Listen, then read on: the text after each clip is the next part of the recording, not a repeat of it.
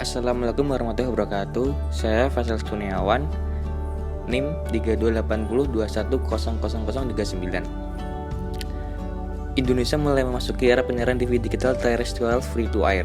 Sistem penyiaran televisi digital ini mampu memancarkan sinyal gambar dan suara dengan kualitas penerimaan yang lebih tajam serta jernih di layar TV dibandingkan siaran analog. Sejak akhir 2012, standar penyiaran TV digital terrestrial penerimaan tetap free to air atau tidak berbayar. Infrastruktur TV digital sudah mulai dibangun dan dioperasikan oleh penyelenggara multiplexing swasta di Jawa dan Kepulauan Riau. Konten siaran dalam format digital pun sudah dapat dinikmati masyarakat di wilayah ini. Daerah lain akan menyusul secara bertahan seperti Aceh, Sumatera Utara, Kalimantan Timur, dan Kalimantan Selatan. Pada masa transisi, sinyal analog dan digital dipancarkan secara bersamaan yang dikenal dengan masa simulcast. Selain untuk tetap menjamin hak masyarakat mendapatkan informasi melalui media TV, tujuan masa transisi adalah agar masyarakat mulai melakukan peralihan ke siaran digital. Pada periode ini, masyarakat juga bisa melihat perbedaan kualitas siaran analog dan digital. Tanpa harus membeli pesawat TV baru, masyarakat dapat menikmati konten siaran format digital dengan cara menambahkan perangkat set-top box pada pesawat TV lama.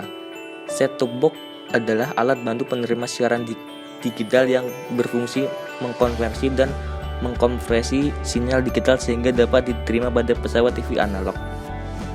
Set-top box sebagai receiver sinyal digital harus memiliki standar yang sama dengan sistem pemancar, yaitu DVB-T2. Standar ini diadopsi Indonesia sejak 2012, menggantikan standar DVB-T sebagai standar penyiaran TV digital terrestrial.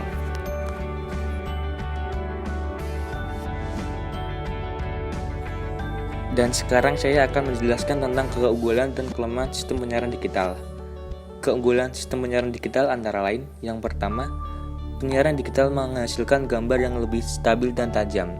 Sistem penyiaran digital menggunakan sistem khusus yang tidak dapat terganggu oleh faktor-faktor eksternal seperti cuaca dan sebagaimananya. Antena analog yang saat ini masih digunakan oleh masyarakat Indonesia cenderung tidak stabil dan sering terganggu oleh faktor cuaca dan sebagaimananya, yang membuat para penonton merasa tidak nyaman saat menonton televisi. Keunggulan sistem penyiaran digital yang kedua adalah kemampuan penyiaran dalam High Definition Television atau HDTV adalah kualitas penyiaran yang sangat baik dan tajam. Sistem penyiaran digital mampu menghasilkan tayangan HD dengan 1080 megapiksel. Dengan HDTV, gambar yang dihasilkan akan lebih berwarna dan lebih nyaman untuk disaksikan oleh masyarakat Indonesia. Keuntungan yang ketiga yaitu dari sistem penyiaran digital adalah kemampuan multi-channel. Multi-channel adalah paket pilihan channel yang bebas dinikmati oleh para pengguna televisi digital. Biasanya channel seperti ini datang berupa paket channel dengan kriteria yang sama. Sebagai contoh, jika seseorang hanya ingin membeli paket multi-channel untuk menonton pertandingan olahraga, maka channel yang didapatkan hanya channel-channel yang menyiarkan tentang olahraga. Dengan beralih ke sistem penyiaran digital adalah sistem yang baik dan akan memajukan teknologi penyiaran Indonesia. Sistem penyiaran digital juga mempunyai kelemahan. Yang pertama, kendala operasional dalam proses migrasi total dari teknologi analog menuju digital sangat terkait dengan kesiapan mayoritas penonton televisi di Indonesia yang masih menggunakan televisi analog. Kondisi ini akan memperlama proses total digital karena mau tak mau kebijakan simulcast harus memperhatikan kecukupan waktu. Lama jangka waktu simulcast harus dibedakan antara daerah ekonomi maju dan daerah ekonomi yang kurang maju, sehingga dapat ditinjau kembali sesuai kesiapan masyarakat dan penyelenggara.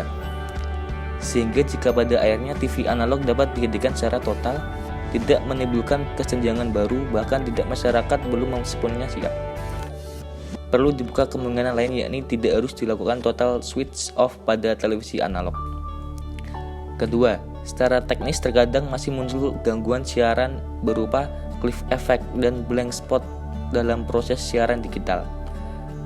Cliff effect dan blank spot adalah ketidakstabilan penerimaan sinyal digital yang lemah sehingga menyebabkan siaran terputus-putus atau patah-patah atau bahkan tidak ada gambar jika pesawat televisi tidak memperoleh sinyal sama sekali.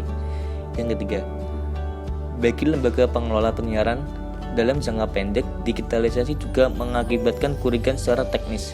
Kerugian justru berasal dari pemancar televisi lama yang tidak dapat digunakan pasca migrasi digital. Seluruh materi siaran akan dipancarkan oleh lembaga penyiaran multiplexing. Alhasil pemancar televisi lokal otomatis tidak digunakan lagi.